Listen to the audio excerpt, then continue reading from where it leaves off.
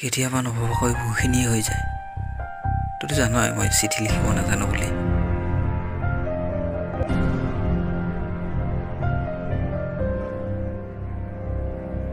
অচিনাকি ডাকলজনৰ হাতত এইখনে প্ৰথম মোৰ অনুভৱৰ চিঠি। আমাৰ সম্পৰ্কটোৰ আৰম্ভণি মনত নাই, হ'লেও আজি শেষ হ'ব 2 বছৰ হ'ল বুলি মই অনুভৱ কৰিছোঁ।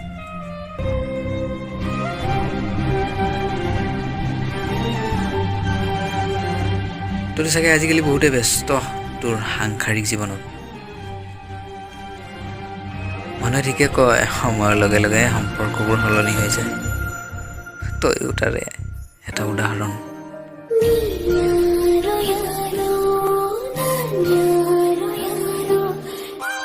ধুনীয়াকৈ সজাই লৈছে তোৰ নতুন পৃথিৱীখন।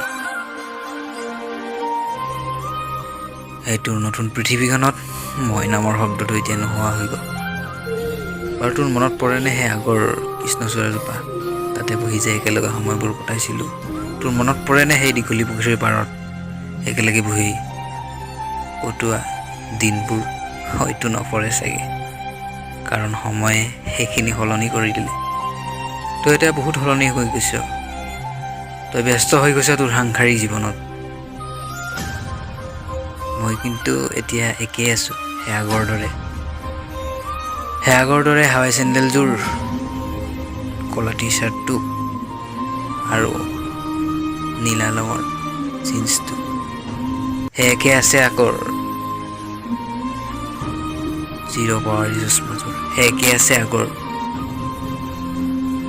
স্বভাৱবোৰ কিন্তু লাহে লাহে আৱেগৰ অনুভূতিবোৰ সলনি হ'ব ধৰিছে। আৰু বাদ দে সেইবোৰ, এতিয়া সকলো ভালনে? তোক কেতিয়াবা লগ পাবলৈ মন যায়, কিন্তু সেইখিনি সাহসকণ মোৰ এতিয়া নাই। কেতিয়াবা দুভাগ ৰাতি মোক সেই আৱেগৰ কথাবোৰে মোক এতিয়া আমনি কৰে। কেতিয়াবা পাৰ হৈ যায় উজাগৰৰ ৰাতিটো। আজি বহুত দিনৰ মূৰত তোলৈ এখন চিঠি লিখিম বুলি হাতত কলমটো আৰু এখিলা কাগজ তুলি লৈ লিখিলোঁ। কেতিয়াবা সম্পৰ্কবোৰ আৰম্ভণি নহওঁতে শেষ হৈ যায়।